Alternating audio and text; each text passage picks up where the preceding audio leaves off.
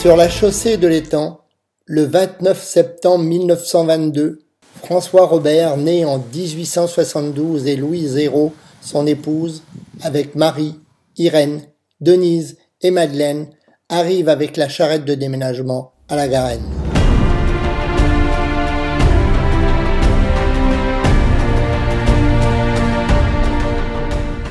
Les vaches, les génisses et les autres animaux sont arrivés par les chemins de traverse. Les cochons dans la cage, les volailles, les lapins, tout doit suivre et chacun de retrouver sa place. Marie a 21 ans, très active comme toujours, elle est au champ comme aux écuries. Elle était toujours dans les champs, partout, tout le temps, elle était toujours derrière mon père. C'était son fils, son bête-vent. Oui, parce qu'elle était toujours à toucher les bœufs à longueur de journée et puis à travailler dans les champs.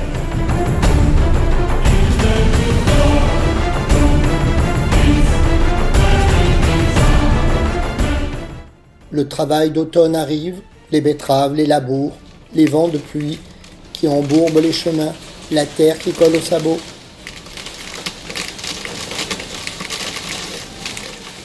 Cette nouvelle ferme où l'on s'acclimate, les endroits, les lieux et les nouveaux paysages. La nature est belle, les couleurs dansent, le soleil brille en d'autres endroits.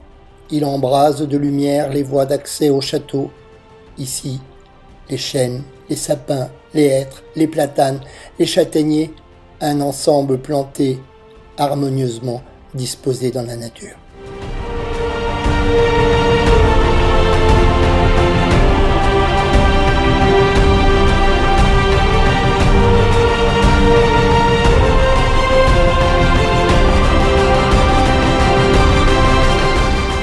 La noblesse a laissé son empreinte, la richesse a construit ses magnifiques bâtiments, la bourgeoisie de 1894 a pu en faire l'acquisition avec 7 fermes autour du château et plus de 300 hectares par le notaire Georges Aubrin.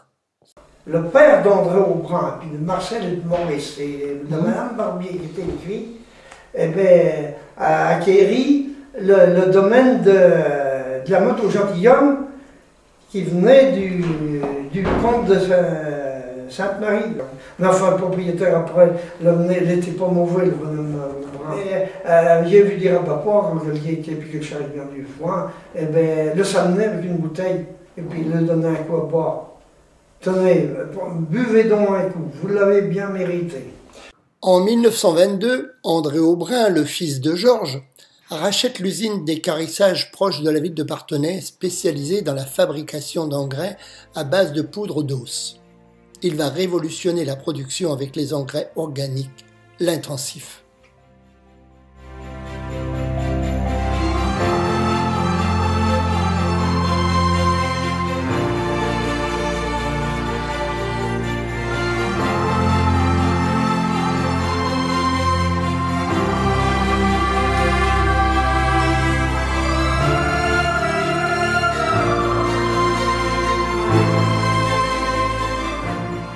Paul Monroe est revenu de ses 3 années de service militaire. On en profite pour réunir ce mercredi la famille tout endimanchée au studio Châtelier de Parthenay. Paul, Angèle, Marie, André, avec Jean-Baptiste et Félicité, des bras qui en 1923 sont les bienvenus pour cultiver les terres de Gâtine.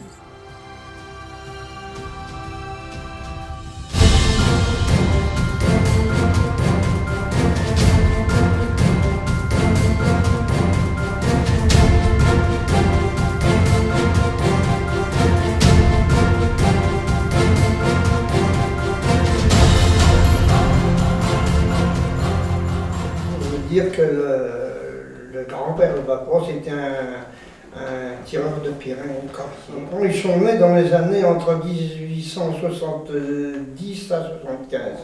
Toi, à ton grand-père à toi? Moi, mon grand-père à moi, même mon grand-père s'appelait Henri. On se gageait dans les fermes, c'était un gage. Le père était né à Olonne. Et ma maman était à la Drère d'Azé, et de là, c'était une toute petite borderie, hein, il y avait 3 ou 4 hectares à l'époque. Il y avait dans la famille 2 garçons et 5 filles. Ils sont venus à Saint-Pardoux, la pétrolière. Donc à Saint-Bardoux. À Saint-Pardoux. Et ma mère était née à Pompère. Je sais que cette famille Hérault-Jolin s'était retrouvée pour le mariage d'un frère du grand-père Henri, une cousine de la grand-mère Robert, de la mère Louise. Oui, parce qu'on m'a toujours dit que mon père et ma mère avaient couché ensemble à 3 ans. 23 ans plus tard, en 1927, c'est l'union de Marie Robert avec Albert Jolin. En ce temps-là, les rencontres se font dans un périmètre de communes ou villages les plus proches, ou à l'occasion des déplacements pour les mariages. Ils se retrouvent lors d'un mariage de cousins. Ensuite, les premières bicyclettes ont favorisé les déplacements entre Saint-Bardoux et La Pérotte.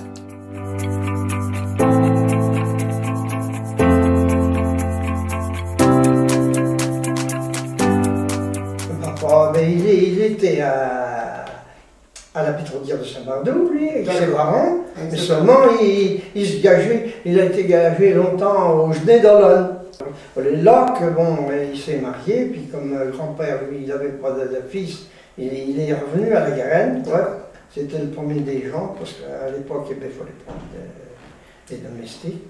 Ouais.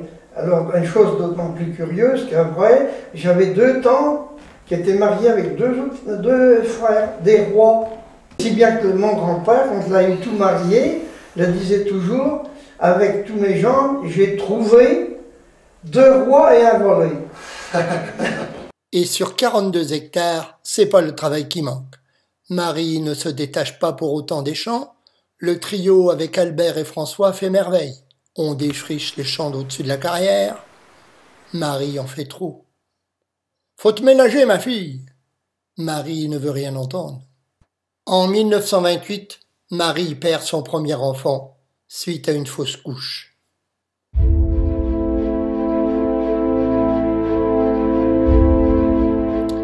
La Garenne, bien que plus grande en superficie, était comme la majorité des fermes de Gâtine polyvalentes en termes d'élevage et de culture.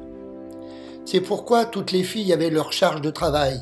Entre la basse-cour, les gorées, le jardin et le travail des champs, toutes les saisons avaient leur intense occupation. Maman Louise Robert veille au grain et prend les grandes décisions en gérant toute l'économie de la ferme. Le père Robert, c'était le bon père Robert, il avait toujours sa main dans sa poche, là, comme ça.